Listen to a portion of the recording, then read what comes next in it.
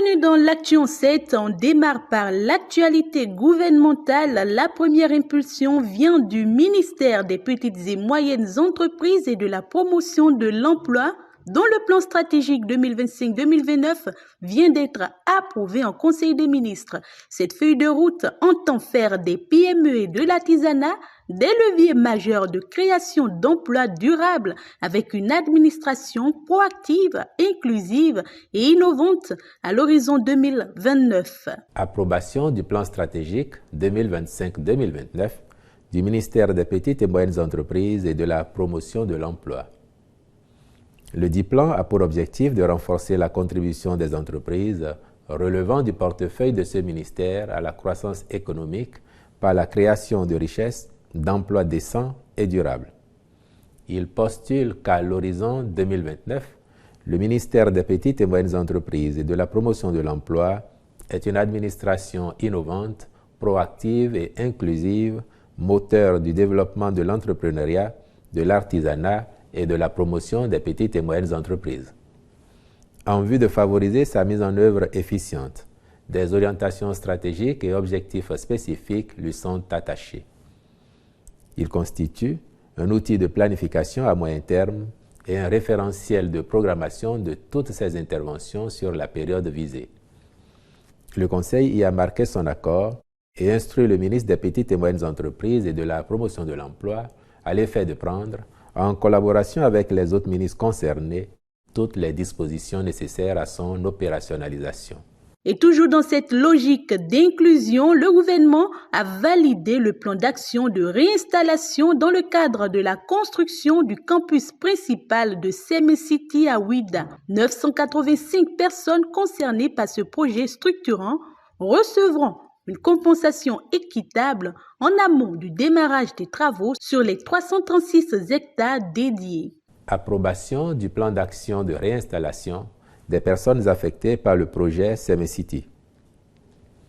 La construction du campus principal de CMS-City, qui devra être achevé pour accueillir les étudiants dès septembre 2028, se fera sur un domaine de 336 hectares situé dans la commune de Ouidah.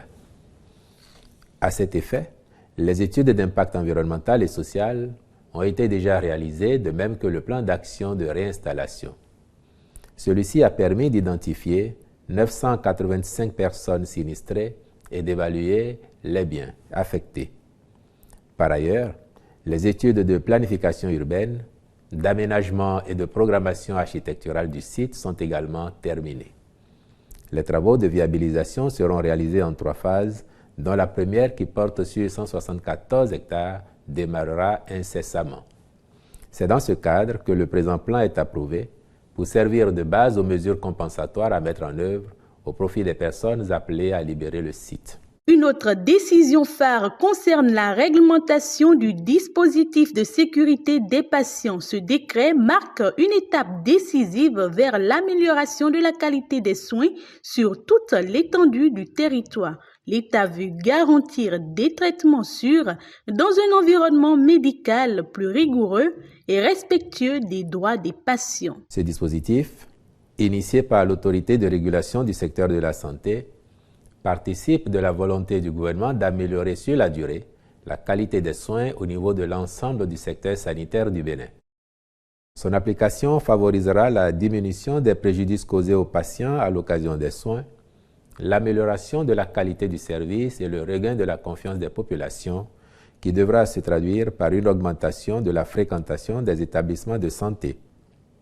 Dans son contenu, le texte prend en compte l'ensemble des mesures institutionnelles, réglementaires et pratiques à mettre en place pour garantir la sécurité des patients. Il fixe les normes à respecter, qui seront évaluées suivant une série de critères essentiels, opposable à tous les acteurs exerçant au niveau des formations sanitaires publiques et privées. Dans la commune de Kétou, une zone économique spéciale de 983 hectares verra bientôt le jour. Le site situé à Ilara vient d'être déclaré d'utilité publique. Les démarches sont engagées pour sa libération, annonçant l'arrivée de nouvelles opportunités économiques dans le sud-est du pays.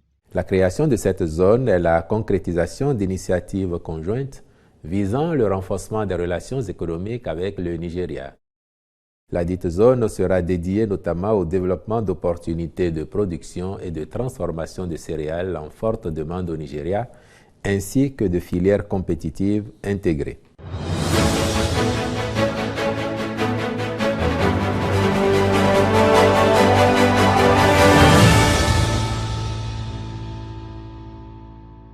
Dans un autre registre, la justice béninoise se renforce. 80 nouveaux magistrats ont officiellement reçu leur attribut, toge et diplôme en main.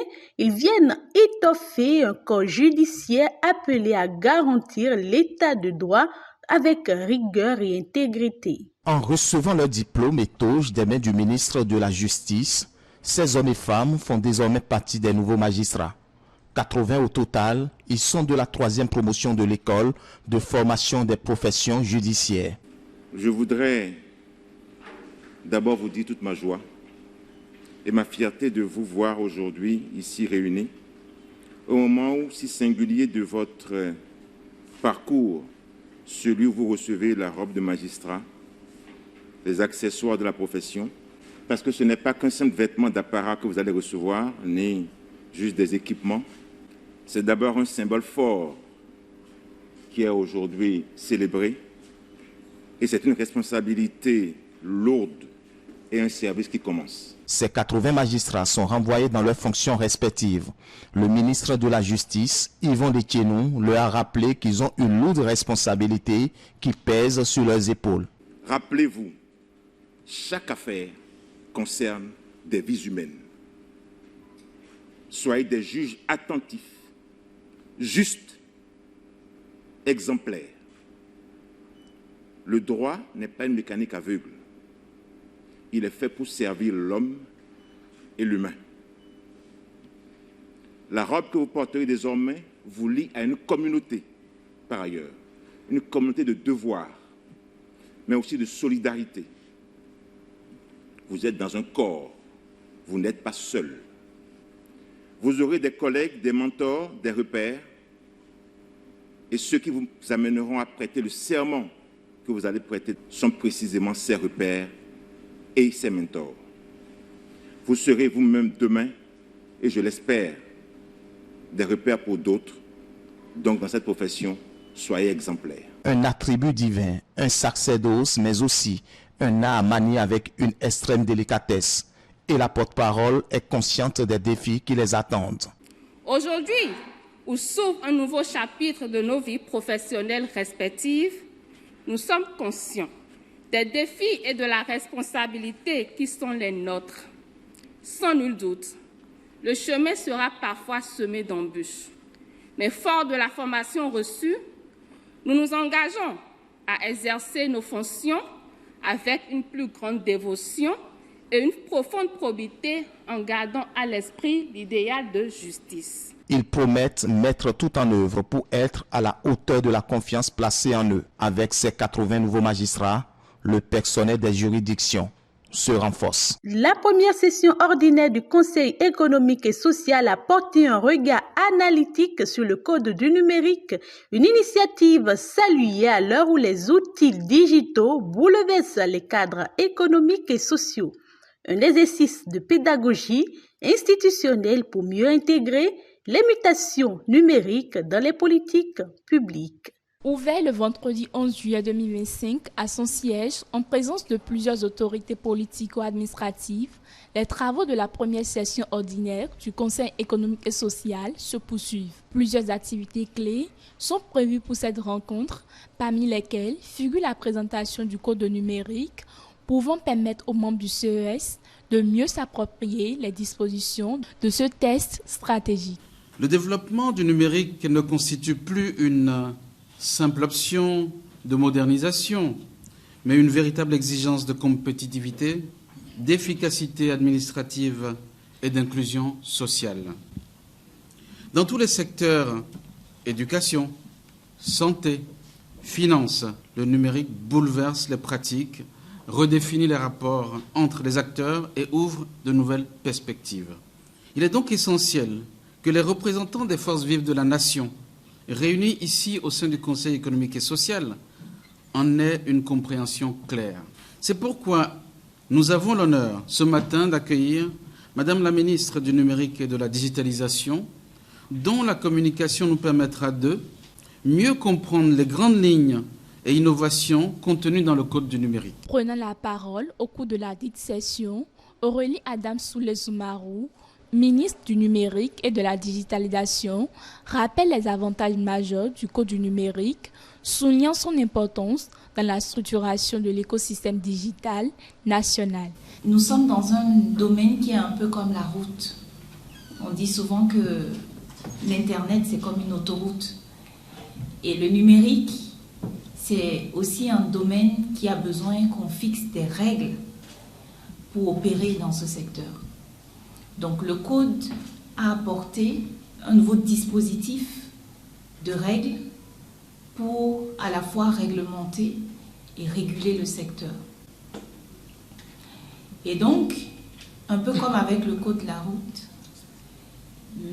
nous avons aujourd'hui des dispositions qui permettent aux opérateurs de savoir à quoi s'en tenir lorsqu'ils veulent opérer des réseaux, des services, proposer des services aux populations, des applications. Et en même temps dire à ceux qui auraient choisi de violer ces règles, à quoi ils pourraient être exposés. Suite à cette intervention éclairée de l'autorité ministérielle, le document a été présenté dans ses grandes lignes. Composé de 7 livres et de plusieurs articles, cette présentation a suscité plusieurs interrogations dans le rang des participants de la dite session, composée essentiellement des membres du CES. Les interrogations ont notamment porté sur l'impact du numérique, sur l'emploi, la codification du code, ainsi que d'autres aspects techniques et réglementaires. Des interrogations auxquelles le ministre a apporté des éclaircissements adéquats. Quand on fait le point des emplois, par exemple, qui vont être créés d'ici 2050, il y a plus d'emplois à créer que ce qu'on aurait créé s'il n'y avait pas eu ce bouleversement. Il va falloir préparer notre jeunesse, nos enfants d'aujourd'hui, à pouvoir avoir les compétences et les capacités de pouvoir être éligibles, compétents pour ces enfants. Et c'est pour ça qu'aujourd'hui, dans le système éducatif, tout le dispositif agence de l'enseignement technique, tout cela est mis en branle pour que nous ayons des établissements qui offrent ce type de compétences. Et finir pour dire que pour la codification du code, oui, c'est un travail qui est en cours.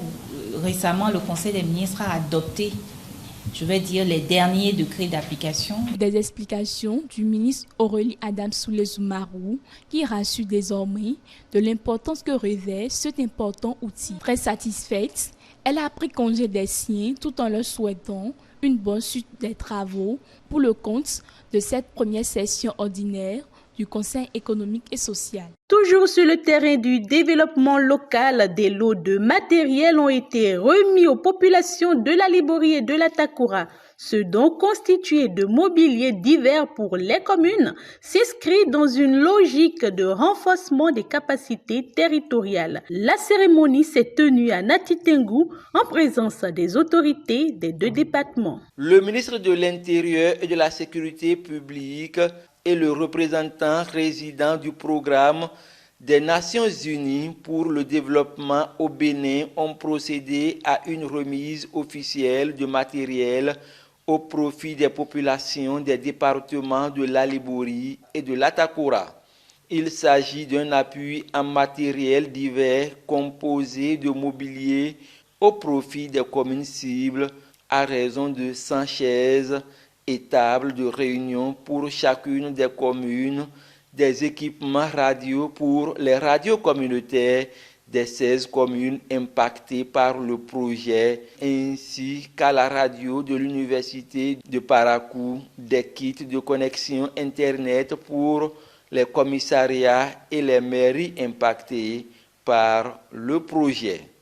L'acquisition et la remise officielle des 10 équipements entrent dans le cadre de la mise en œuvre du projet d'appui à la cohésion sociale et à la prévention de l'extrémisme violent et à la lutte contre le terrorisme.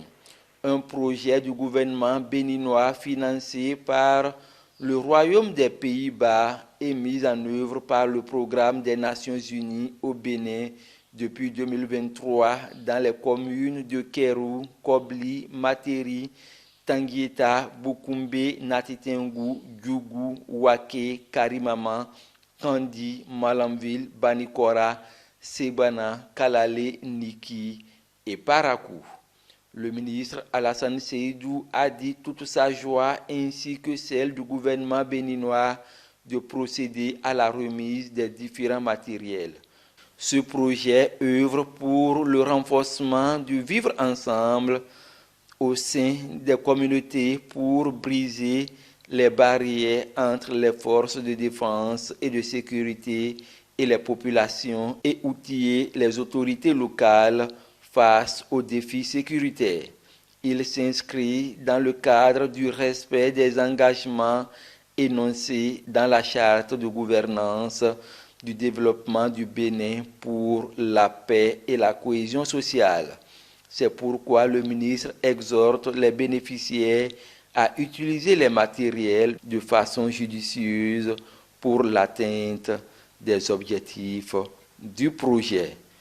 Monsieur Titus Osundina, face aux participants à la cérémonie, a mis l'accent sur les retours positifs des bénéficiaires et des autorités sur les activités menées dans le cadre du projet, ce qui témoigne selon lui de la pertinence des activités menées, d'un fort intérêt des populations à ces activités, d'une forte implication des différentes autorités locales et des forces de défense et de sécurité. Il a salué ensuite la volonté politique du gouvernement béninois qui s'inscrit chaque jour pour prévenir l'extrémisme violent et tout autre phénomène pouvant compromettre la paix dans le pays.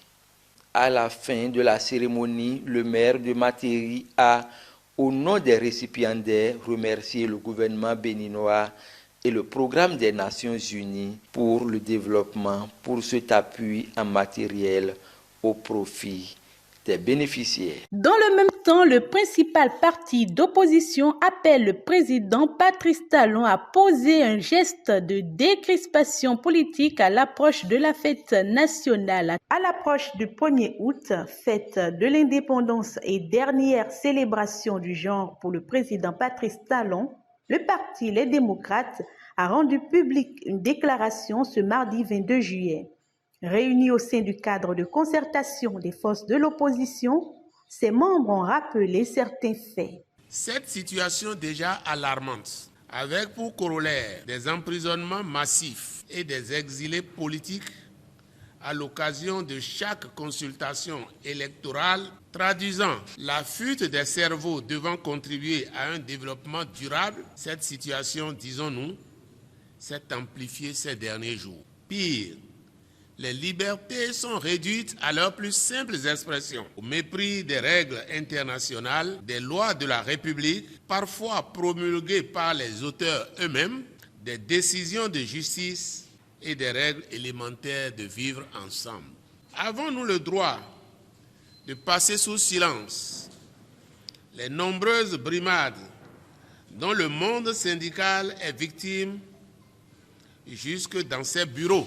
Conscients de la charge symbolique du prochain 1er août, les démocrates formulent une doléance à l'endroit du chef de l'État. La dite commémoration étant la dernière qui sera célébrée sous les auspices du président Patrice Talon, vous convenez avec nous qu'elle devrait être l'occasion d'un véritable rassemblement des filles et fils du Bénin autour d'un idéal commun, fédérateur, et provoquer une réconciliation de la nation avec elle-même.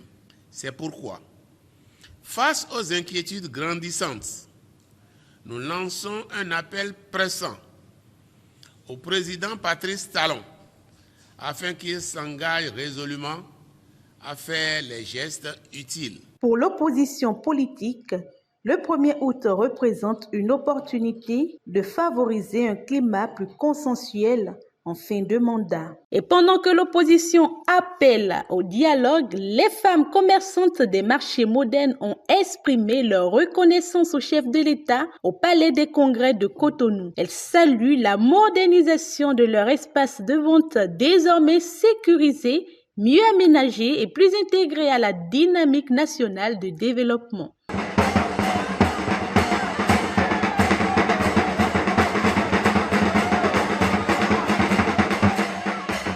C'est avec joie et danse ce samedi 19 juillet 2025, en présence du ministre de l'Industrie et du Commerce et de la directrice de l'Agence nationale de gestion des marchés ANAGEM, que le groupement d'aide et d'action des femmes des marchés du Bénin exprime leur gratitude au chef de l'État Patrice Talon pour la construction des marchés modernes. Prenant la parole au nom de ses pairs, la représentante des commerçants souligne que cette initiative du gouvernement a grandement amélioré leurs conditions de travail et leur cadre de vie.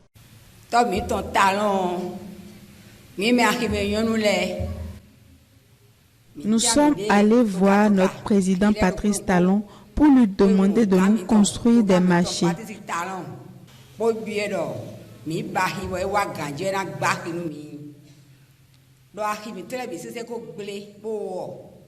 Quand il est arrivé au pouvoir,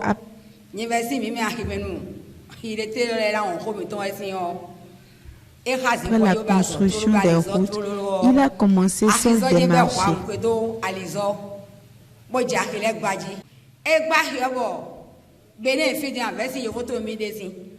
Des nouvelles installations qui offrent désormais des espaces de vente modernes et sécurisés, répondant aux besoins des commerçants et usagers.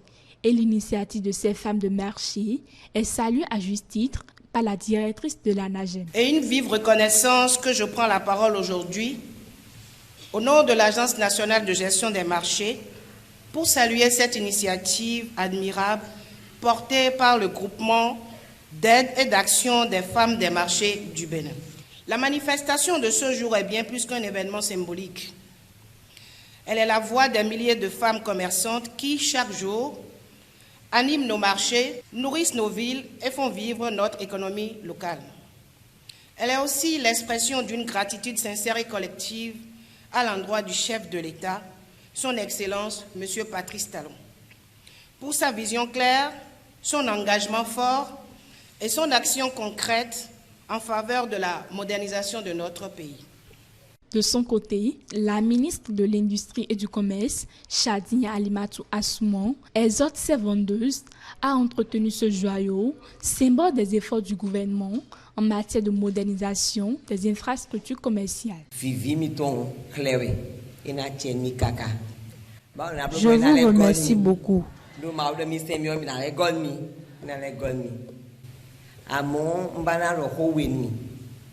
Mais je vous exhorte à entretenir ces lieux.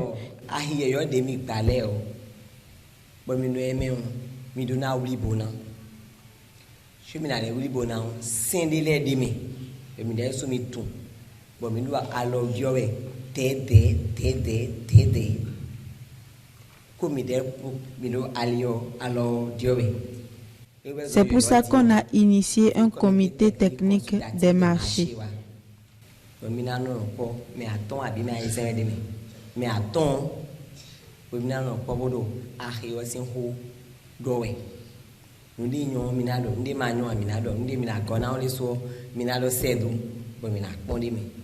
Les femmes des marchés sont plus que jamais convaincues que le président de la République, Patrice Talon, incarne la vision d'un développement équitable et durable où chaque région, chaque communauté se voit offrir les moyens de prospérer et de contribuer au rayonnement de la nation.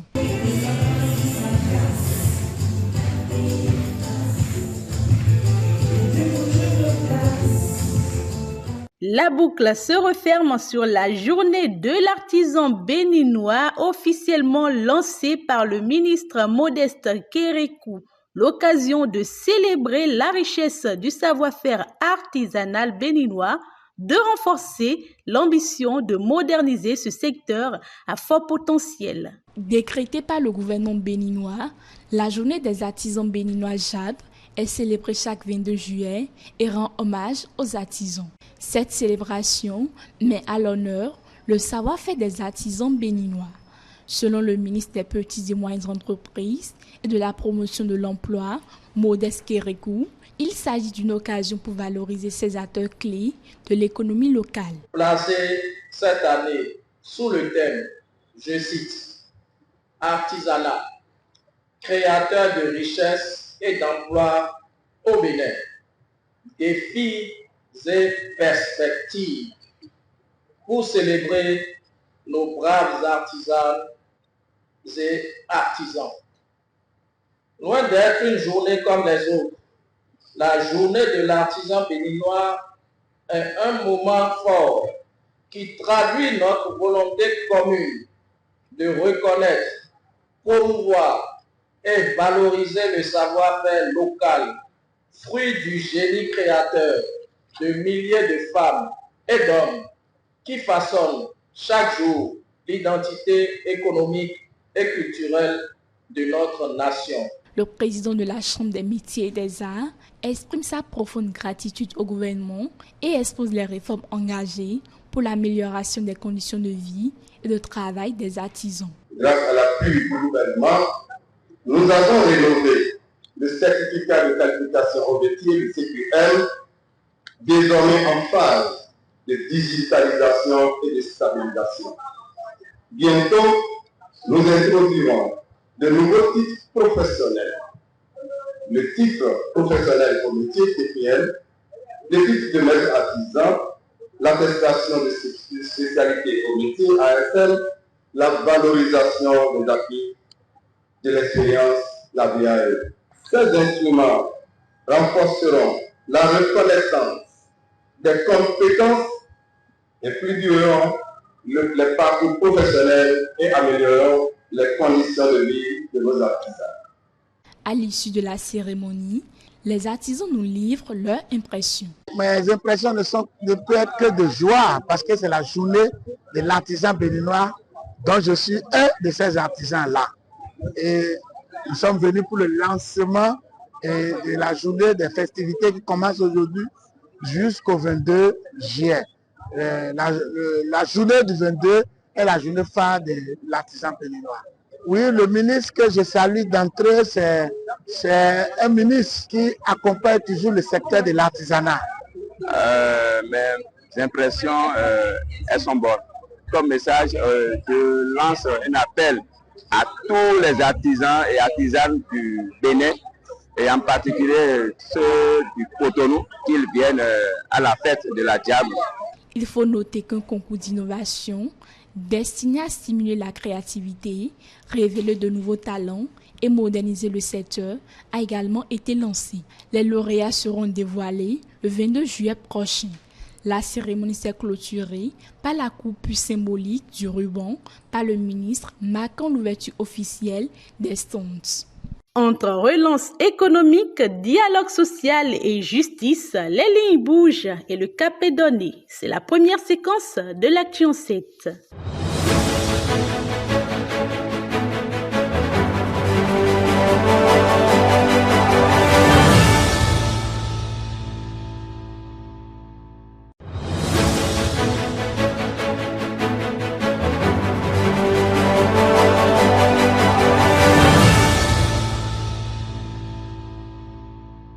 Dans ce second temps de l'Action 7, un signal qui ne passe pas inaperçu. Le Burkina Faso et le Mali, deux membres de l'Alliance des États du Sahel, sont officiellement invités aux festivités du 1er août.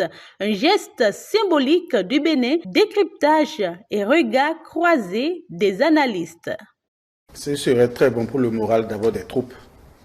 Lorsque les troupes se retrouvent pour avoir été aussi un élément de l'ex-gendarmerie. Je pense que quand vous vous retrouvez entre soldats de la sous-région, d'abord c'est un brassage qui forge le moral de la troupe. Et c'est un bon signal pour la lutte contre les forces du mal qui opèrent dans nos différentes contrées par-ci par-là. Et l'autre message également, je pense que le chef de l'État aujourd'hui, à travers ce signal, montre que en dépit de tout ce que nous avons comme divergence, on peut toujours parfois laisser de côté nos divergences et se retrouver en frères, se retrouver en amis, se retrouver... Parce que c'est le vœu en fait des populations. Le Bénin aujourd'hui ne peut pas dire que une partie de notre population ne souffre pas de ces déconvenus liés à la fermeture des frontières du Niger et autres. Le peuple nigérien également, on a vu beaucoup de fois, s'est exprimé pour réclamer l'ouverture de la frontière bénino-nigérienne parce que le brassage entre ces deux peuples-là favorisera toujours l'éclosion des peuples et surtout le brassage des ethnies et de toute autre chose. Ce que je peux dire en termes de symbolisme de l'occasion, c'est en réalité la fête, mais c'est également le rappel de notre indépendance, mais toujours à l'intérieur d'une Afrique unie, une Afrique solidaire, où le Bénin se sent toujours frère du Burkina Faso, toujours frère du Mali, toujours frère du Niger et toujours frère de tous les autres États de l'Afrique. C'est pour dire que notre indépendance va passer par les dispositions sécuritaires, va passer par la souveraineté sécuritaire. Et cette souveraineté sécuritaire qui est l'une des branches de l'expression de notre souveraineté, on va la conquérir, mais on le fera avec les frères africains, avec tous les autres États, dans une sorte de solidarité. Ça va dégeler en fait tout ce que nous avons, tout ce à quoi nous avons assisté jusque-là. Et en même temps, ce serait un message fort en fait pour ceux qui, pour les forces du mal, qui profitent en fait de ce défaut de coopération militaire au niveau de nos frontières pour trouver en fait des no-man's land qui leur permettent d'une manière ou d'une autre d'opérer leurs incursions et d'aller se réfugier où ils peuvent. Je pense en fait ce serait un message fort parce que ça va faire le lit à une coopération militaire que le Bénin a toujours appelé de ses voeux. Et donc, ceux-ci devront peut-être redéfinir leur stratégie ou bien carrément disparaître. Dans la sphère politico-judiciaire, l'affaire Hugues Sossoukbe fait couler beaucoup d'encre. Dans le décryptage, le consultant politique Agapit Napoléon Maforican a invité à dépasser les stratégies de victimisation pour replacer le débat dans le cadre légal. Ce dimanche 20 juillet, sur le plateau de l'entretien, l'avocat au barreau et conseiller juridique du parti Les Démocrates a exposé la position de sa formation sur la situation de l'interpellé.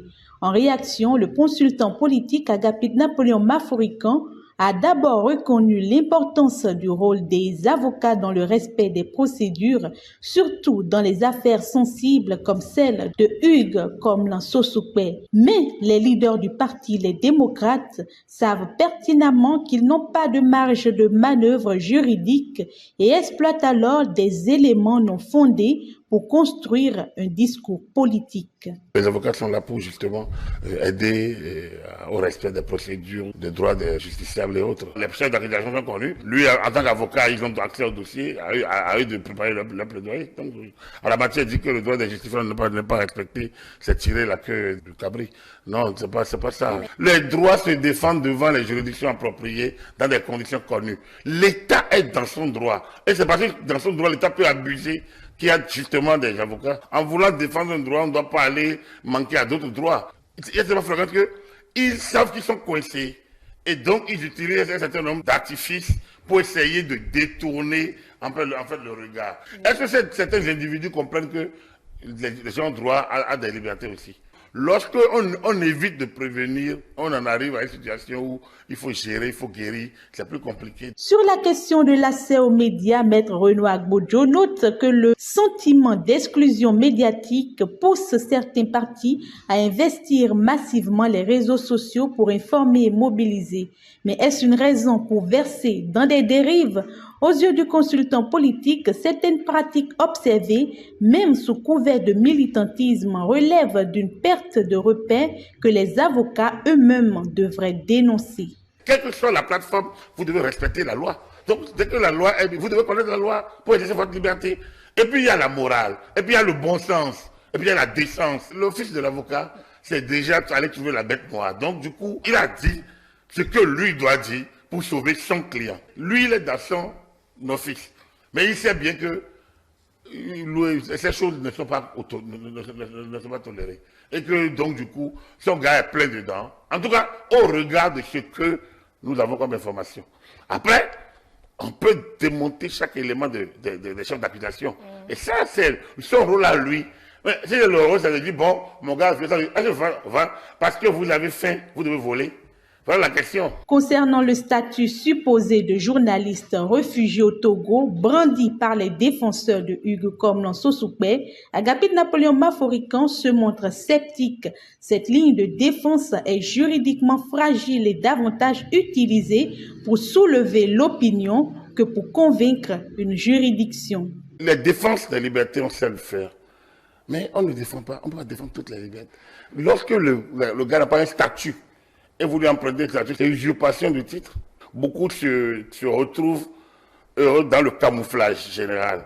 Le gars n'est pas journaliste, mais il prend cette posture pour montrer qu'il est journaliste. Ainsi, il invite les acteurs politiques à faire preuve de responsabilité aussi bien dans leur discours que dans leur méthode, car toute dérive finit tôt ou tard par se heurter à la rigueur de la loi. En fin de décryptage, le consultant politique a également réagi au communiqué de Ganiou Soglo dénonçant l'instrumentalisation politique de son père, l'ancien président Nicéphore Soglo. Selon Agapit Napoléon Maforican, cette sortie ne tient pas. L'ancien président reste lucide et semble même satisfait de voir ses idées reprises et concrétisées par l'actuel pouvoir. C'est peut-être profond ce qu'il a dit, mais il faut analyser les faits légers de Soglo depuis. Et vous comprendrez que le Soglo est cohérent et logique dans ce qu'il fait. Ce n'est pas un sénile qui a parlé au CIC. Si lui, Galiou, fait une analyse politique de la situation, aussi familiale, ça, c'est son droit. Mais il se fait que, de dehors, nous qui connaissons le président Soglo, président, en public, je pense qu'il y a une cohérence. Il voit simplement que Talon conclut des projets, des idées qu'il n'a pas pu mettre en œuvre lui, qui sans doute ont été tentés par ceux qui l'ont précédé, mais il pense qu'avec le président Talon, il va voir lui-même de visu et se dit, mais monsieur, mais c'est fantastique. Et c'est le même qui dit, oui, c'est bien, mais il faut ajouter une dose de liberté. Mais quand on dit ça, c'est quand même pas quelqu'un qu'on manipule qui peut faire tout ça. Donc, ça veut dire simplement que Ganiou Soglo est libre. Mais visiblement, il est un peu déconnecté. La machine électorale poursuit son déploiement. La Sénat a publié la carte des sièges communaux. Parallèlement, l'audit du fichier électoral suscite interrogation. Sur le plateau du forum politique, experts en gouvernance, socio-anthropologues et consultants politiques ont livré leur lecture. Le travail doit s'accélérer, en quelque sorte, pour que l'ANIP qui évolue normalement, la Sénat qui évolue normalement, leurs résultats ne viennent pas les perturber et du coup à même aller perturber le calendrier des élections même qui est prévu. Si c'est à la fin du mois qu'il faut que cette structure-là dépose le résultat de son travail, un travail fait dans la précipitation peut être aussi un travail bâclé et l'ANIP serait en mesure de contester les résultats là pour dire ben, vous n'avez pas bien suivi la logique, vous n'avez pas bien étudié le logiciel, vous n'avez pas bien regardé la procédure. C'est cette bataille-là qui peut s'annoncer et qui peut porter préjudice au processus électoral. C'est ce que moi je pense. Le cas de concertation des partis de l'opposition, son objet était de voir ce qui s'est passé avant et non ce qui vient. Et la demande a commencé il y a 2 ans au moins. Du retard, beaucoup de temps a été perdu. Et au point que on se retrouve aujourd'hui à voir ce processus télescopé quelque peu celui mis en œuvre par la Sénat elle-même. Il est bon de savoir que ce que l'ANIP a transmis à la Sénat n'est pas pour l'instant la liste électorale, n'est pas non plus le fichier électoral.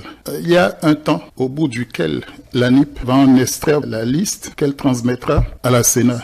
Et à ce niveau, on parlera de liste électorale informatisée provisoire. Ce après quoi, il y aura un affichage. Et donc c'est ce premier affichage qui va engendrer une autre forme d'audit, pour ne pas dire l'audit de base, qui auront à examiner la liste. Cet affichage est l'occasion d'une forme d'audit. En ce moment, peut-être que les objectifs visés par l'opposition à travers sa demande d'audit seraient en partie satisfaits. Mais avant ça, les résultats de l'audit de l'opposition pourraient quand même donner quelques leçons sur le processus, sur les logiciels. Donc, c'est deux processus qui sont autonomes, qui sont différents, qui ne sauraient même être concurrents pour moi. 4 mois, c'est un peu trop juste pour qu'on reçoive la provisoire, qu'on l'affiche après, que les gens aient 15 jours. C'est pour ça que je souhaiterais, une fois les élections terminées, et comme on aura 5 années, qu'on revoie un peu ce volet, pour permettre que l'ANIP donne la main à la Sénat sur le fichier électoral, la base sur l'identification des personnes, et que la Sénat dispose des délais tangibles, et que les populations aient un temps de simulation, pour que tout le monde se retrouve. Parce que c'est pas normal que les gens se promènent de centre de vote en centre de vote pour chercher leur nom. Je pense que c'est tout le problème ça. Ça va nous coûter quelques sous, mais il faut bien ça. Les élections déterminent la gouvernance du pays et la dévolution du pouvoir pour un certain nombre d'années. S'il faut mettre les moyens pour qu'il y ait plus de transparence, pourquoi pas. La question de l'épuration, à mon humble avis, si les partis politiques où les candidats se font représenter réellement dans les lieux dans les centres et postes de vote, normalement celui qui vote marque. Ceux qui n'ont pas voté, le vide est là, ils sont là jusqu'au dépouillement.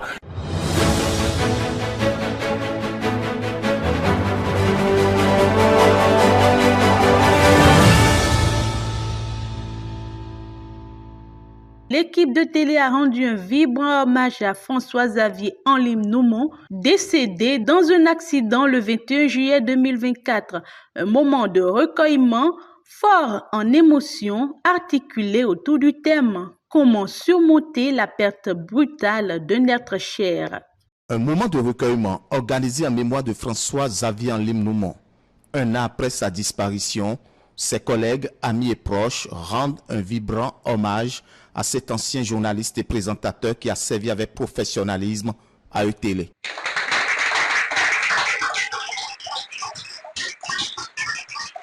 Une épreuve bouleversante qui confronte à des émotions intenses et des questionnements soudains. Ce type de deuil est souvent plus complexe à gérer car il ne laisse aucun temps de préparation ou d'anticipation. Et pour commémorer autrement cet anniversaire douloureux, plusieurs communications sont données abordant les étapes d'un deuil, des pistes pour retrouver un équilibre, même après une perte aussi difficile. Alim, qui est parti à l'au-delà, a plus besoin de nous que nous avons besoin de lui. Voilà ce que l'islam nous enseigne. Il a besoin qu'on lui demande pardon de la part d'Allah, qu'Allah pardonne tous ses péchés. Il a besoin qu'on lui demande la miséricorde de la part de son Seigneur.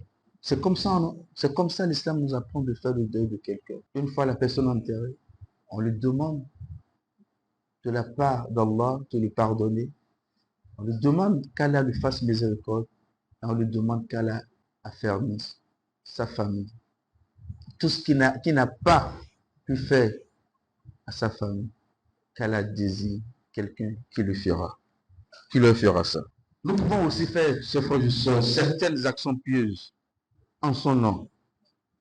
Construire une mosquée, forer un puits, faire des tables et chaises pour une école coranique, ou même une école de l'État.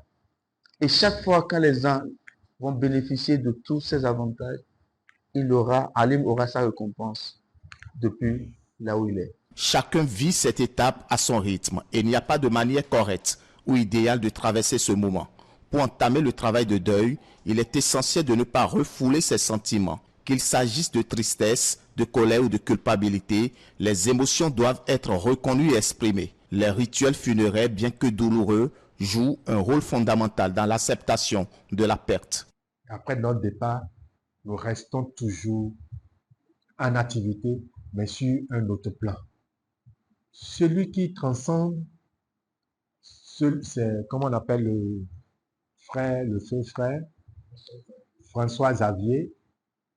Il ne doit jamais oublier son équipe où il a attiré le maximum, où il a appris à accomplir sa mission terrestre.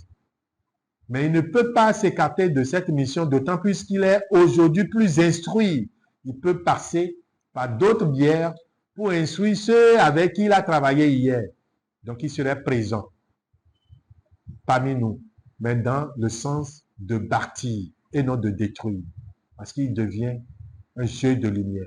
Il peut que nous apporter de ce qui doit nous éclairer, nous édifier, nous élever plus davantage. Certaines personnes se sentent comme figées, incapables de réaliser ce qui vient de se passer, tandis que d'autres peuvent être submergées par des émotions intenses, comme la colère ou l'injustice. Il arrive aussi qu'un sentiment de culpabilité ou des questions sans réponse viennent compliquer encore davantage cette phase déjà délicate. Ces réactions sont tout à fait normales dans une situation aussi imprévisible. Le plus important est d'accepter ce que l'on ressent sans chercher à le refouler ou à le minimiser. Vous avez quitté vos maisons, vous êtes arrivé ici, donc vous consultez la famille étélée, même si ce n'est pas sur vos cartes d'identité. Mais là où cette famille est plus forte, c'est lorsque vous donnez la main, vous travaillez la main dans la main. Renforcez le lien d'amour entre vous, de coopération, ça paie énormément. Mais quand vous restez, vous, dans une posture de sincérité, envers vous-même, envers Dieu qui nous a créés, envers chaque membre de votre famille biologique et membre de la famille professionnelle, je vous assure, vous n'allez pas regretter dans la vie. Et votre respiration sera différente. C'est le même air que nous respirons, hein? Mais ce sera différent. Et je crois que c'est ce à quoi d'abord je nous invite. C'est maintenant qu'il faut se célébrer. Vous savez, c'est justement créer à nouveau cette connexion. Chacun sans doute a vécu, chacun vit le deuil à sa manière, ou bien vit le manque, le vide à sa manière. Nous avons ces moments où chaque personne, où chacun est appelé peut-être à créer sa propre connexion, mais se retrouver en une séance de recueillement, c'est créer cette communion avec le disparu et revivre ensemble ces moments passés avec lui, mais dire aussi que ces moments se poursuivent. Vous savez, la mort n'est pas la fin de la vie. La mort, c'est une étape de la vie. Faire le deuil, c'est une étape nécessaire pour traiter la douleur, s'adapter à la nouvelle réalité et réorganiser sa vie sans l'objet de la perte. On conclut, spiritualiste, exorciste et islamologue.